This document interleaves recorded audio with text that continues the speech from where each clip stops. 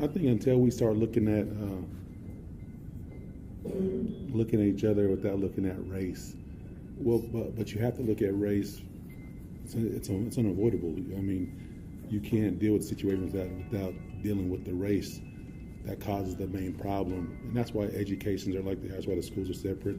Everything's all like it is. Neighborhoods are low income compared to, it's all the same thing, and it goes back for generations. It's not nothing that would just happen in the past, handful of years. But until we start looking at each other as being equals and not looking at each other as being second-class citizens or you don't have this, or whenever you see the immigrants that come over here and everybody kind of filters them out and pushes them onto one side of town, and then education becomes harder because teachers don't really want to work on that side of town with them because they don't know how to teach them because their behavioral attitudes and needs are a little bit different. So until we can look at each other equally and be like, you're equal to me, and then show with our actions. It ain't just it ain't just saying it. We're all equal. I mean, we can say that all day long, but we know it's not true. But until we actually truly show equality, and it's received from everybody as we're equals, there's no problem that whether it's religion, education, community, all of them can be fixed like that. None of them will ever be fixed until we do that.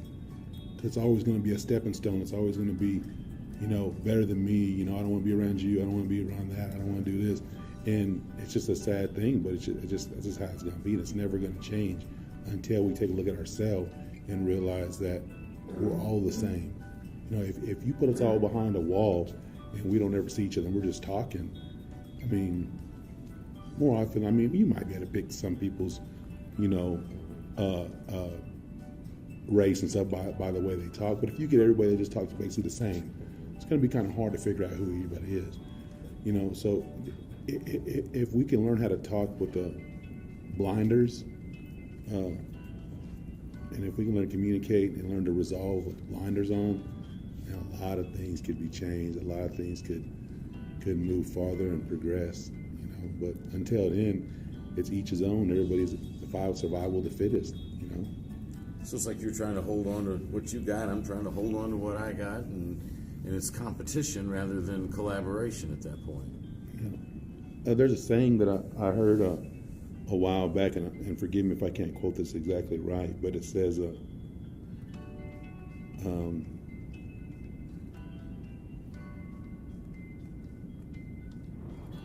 says something along the lines that the poor, they're going to keep taking from the poor. Wait. They keep taking away from the poor until the poor have nothing left to eat but the rich. And that's not how it actually goes. It's in a song that's by Life Jennings. He actually says it in the beginning of one of his songs. But it's a very, very true statement. You keep on taking people that ain't got nothing. They got no other choice but to end up taking back. You see, like backing that dog or that cat against that corner, they're going to eventually leash out. And then you wonder why the society is like it is. You've constantly kicked these people down and constantly stepped on these people. And you constantly, put them into a stereotype that they have. Pretty soon they have no choice but to live that stereotype. That's just as real as it can get.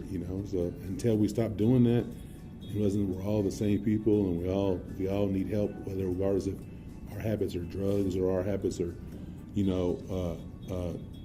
stealing, or if our habits are, whatever it is. Until we learn to look at each other equal, people's not even going to want help because they feel like you're going to take from them.